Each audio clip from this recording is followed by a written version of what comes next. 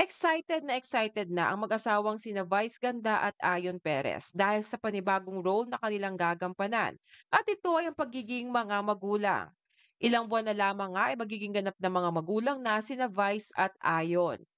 Batid naman ng marami na ang taong 2023 ay isang napaka-challenging na taon para kina Vice at Ayon dahil sa sunod-sunod na mga kontrobersya na kanilang kinakaharap. Pero sa kabila nga ng mga pagsubok na kanilang pinagdaanan, nakatanggap sina Vice at Ayon ng isang bagong biyaya na magpapatibay pa lalo sa kanilang relasyon at ito ay ang pagdating ng kanilang baby. Matatanda ang inihayag ni Vice ang kanyang plano na magka-baby noong January ng taong ito sa isang online interview. Labis itong ikinagulat ng marami sa mga nakalipas na taon dahil laging sinasabi ni Vice noon na ayaw niyang magkaanak sa tuwing natatanong siya tungkol dito. Aminado naman si Vice na takot siyang magkaanak dahil natatakot siyang maranasan ng kanyang anak ang mga naranasan niyang social injustices o diskriminasyon at pambabatikos mula sa iba dahil sa kanyang kasarian at unconventional family nila.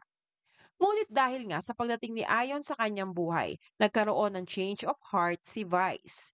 Sa ulat ng bandera, kinumpirma ng malapit na kaibigan ni Vice na si Joel Cruz na nakahanap na sina Vice at Ayon ng isang surrogate mother para sa kanilang baby.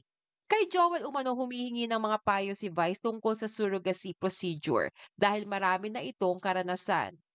Hindi naman lingid sa kaalaman ng marami na ang 8 anak ni Joel ay lahat bunga ng surrogacy.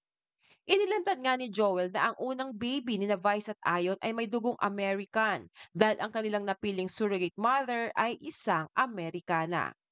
Ayon pa kay Joel, ngayong taon sana nakatakdang gawin ni na Vice at Ayon ang mga kinakailangang proseso at dokumento para sa surrogacy ng kanilang baby. Pero naantala umano ito dahil sa hectic schedule ni Vice. Kaya naman sa susunod na taon na umano magsisimula sina Vice at Ayon. Kwento pa ni Joel, sabi niya busy lang siya lately, so next year start na siya.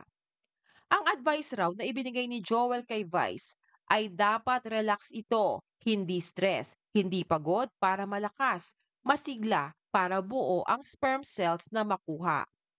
Malakas naman ang tiwala ni Joel na magiging mabuting magulang si Vice dahil mahilig umano ito sa bata.